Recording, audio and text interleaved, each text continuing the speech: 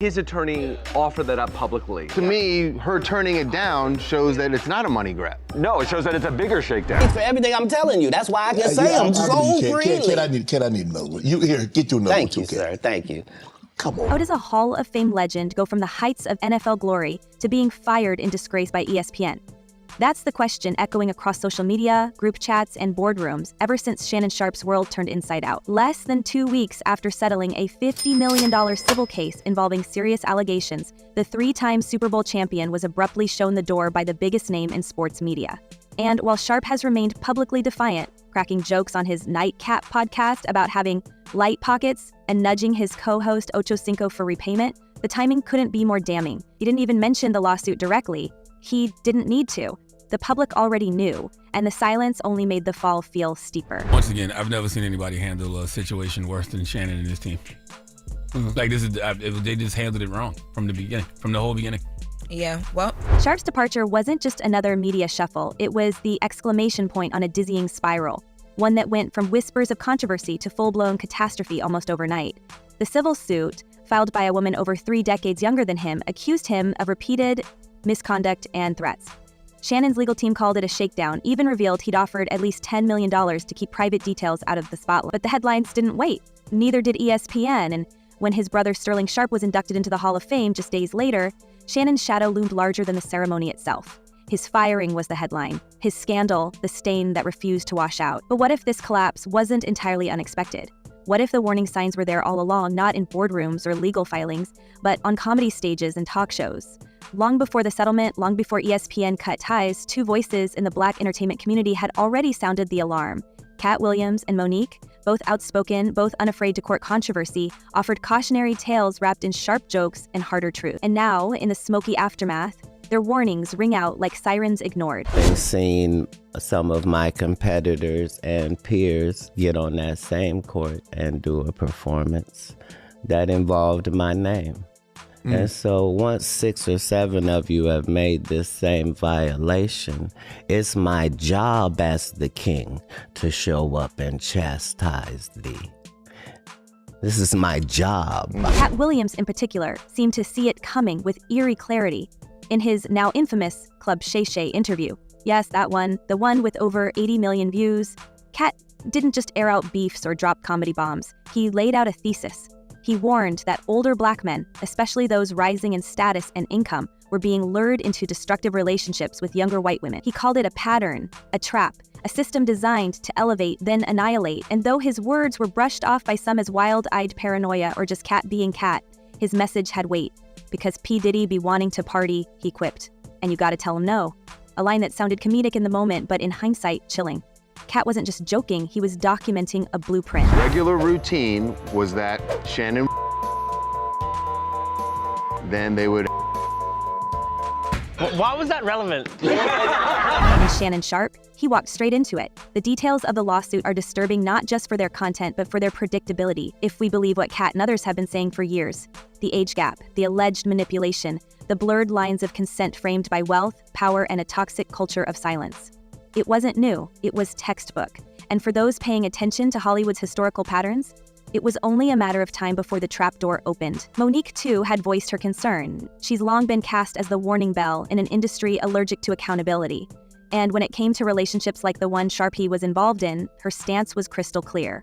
Power dynamics aren't just dangerous, they're combustible.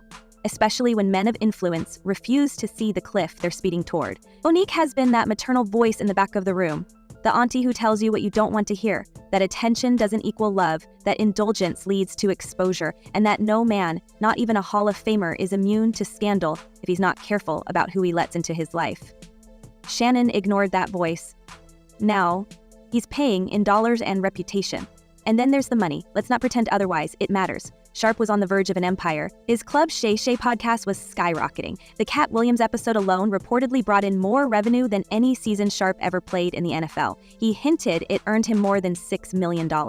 He even flashed a new luxury Rolex on air, a green-faced John Mayer edition worth upwards of $70,000, teasing Ocho Cinco with the kind of grin only a man swimming in streaming revenue could wear. But now, that empire is trembling.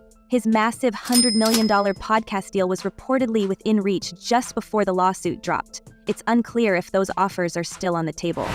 When people are against the Illuminati, then they get punched in the face all the time. The press hates them, and nobody likes them. And here's where things take an even darker turn. Some insiders are whispering that this whole takedown wasn't just about reckless behavior. It may have been a coordinated hit. The Illuminati setup theory is rearing its head once again, with its shadowy fingerprint trailing behind every high-profile scandal of the last decade.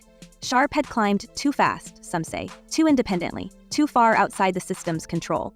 His partnership with Colin Cowherd's The Volume, his bold Club Shay Shay moves, his unapologetic commentary on Black culture, sports, and power structures, was he simply becoming too big to manage? Right, because P. Diddy be wanting the body. And you gotta tell him no. You got to tell him no. I did. It wouldn't be the first time a star was allegedly dismantled the moment they began moving without permission. Remember how Ye, before his more chaotic spirals, repeatedly mentioned handlers and warned of orchestrated collapses? And who did Katt Williams call out by name in that Club Shay Shay interview long before federal agents raided Diddy's mansions? He didn't just throw shade, he opened a file. So when he warned Sharpe, directly or indirectly, that chasing influence in a white-dominated ecosystem could end with betrayal and scandal, he wasn't just being provocative, he was issuing a forecast.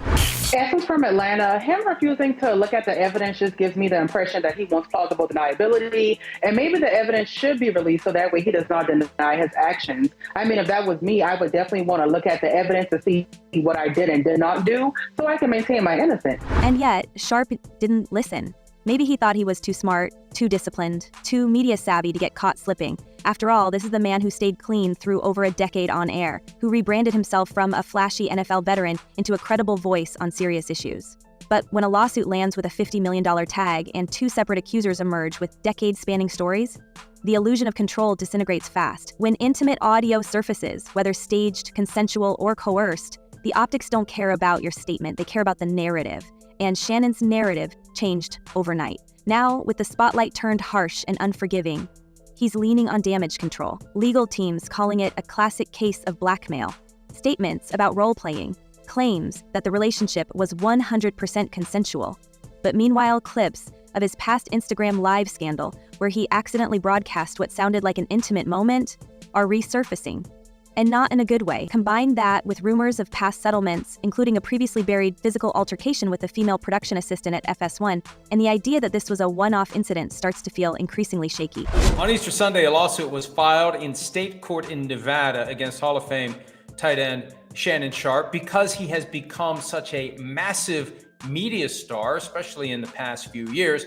The lawsuit is going to attract. Of course, all of this fuels the conspiracy even more. If you believe the whispers, this wasn't just a man fumbling the bag. It was the bag being ripped from his hands by forces who never really wanted him to hold it. We've seen it before. Men of power seduced, exposed, and discarded once they've outlived their usefulness. Was Shannon reckless with his private life? Absolutely. But was he also targeted the moment he became a threat to the gatekeepers of media influence? That's the question no one in mainstream sports journalism wants to touch. Shannon Sharpe says he's temporarily stepping away from ESPN in the wake of a $50 million lawsuit accusing him of rape. A woman filed suit against Sharpe on Sunday, accusing him of raping her twice. And while he publicly insists he plans to return to ESPN for the upcoming season, that promise is starting to sound more like wishful thinking than a guaranteed comeback. Especially now that the whispers have turned into headlines, and the whispers behind the whispers suggest something far more deliberate was at play. The timing, the money, the silence from ESPN, the slow leak of scandal after scandal, carefully spaced out like chapters in a takedown novel. If this is a coincidence, it's one hell of a detailed one. If it's a setup, then Shannon Sharpe just became the latest example of a Hollywood story that always ends the same way, with silence, settlement, and shame. The news, Shannon Sharpe. So you guys remember that video that Shannon Sharpe was saying was going to release? Yes, that it did. No. Oh. It didn't take long for ESPN to cut the cord, and the timing wasn't just brutal, it was calculated. Just weeks after Shannon Sharpe quietly settled a civil lawsuit for an undisclosed fortune, the network yanked him from the airwaves, stripped his chair on First Take, and gave no grace period, no farewell, no room for redemption. They didn't wait for the courts or public opinion to cool, or even for Sharpe to issue one last televised defense. They moved like someone trying to erase fingerprints, fast and silent. And here's what really hit below the belt. They did it days before his older brother Sterling Sharpe, a man whose career was cut short by injury, finally received the long-awaited honor of being inducted into the Pro Football Hall of Fame.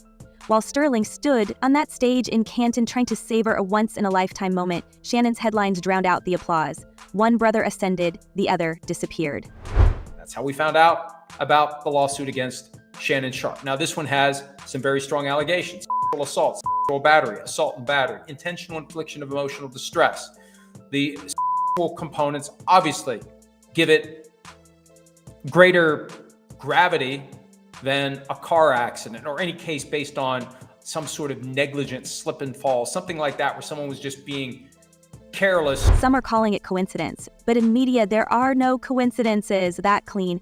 The executives at ESPN knew the headlines were coming. They watched the legal filings. They read the transcripts. They sat in meetings with lawyers and brand managers. They made a choice to let the scandal hit the weekend of the Hall of Fame ceremony, to humiliate not just Shannon, but the Sharpe name.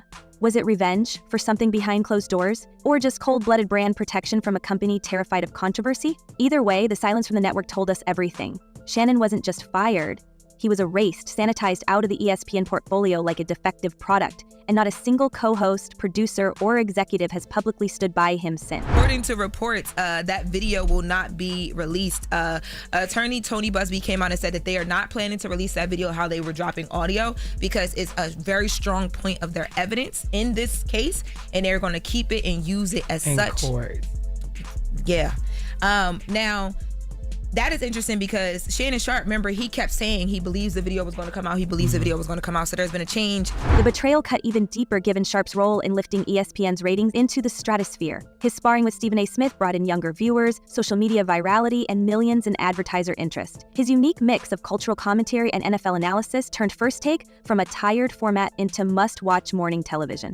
And then, nothing. Gone, replaced by silence and statements crafted by legal teams. The same man they once celebrated as the future of sports debate was treated like a liability overnight. Was it fair? Maybe not. Was it strategic? Absolutely. That's the nature of high-stakes media warfare. One mistake, one whisper, one lawsuit, and your legacy becomes a liability. But here's where the conspiracy starts to take root. What if this wasn't just about avoiding scandal? What if it was about eliminating a threat?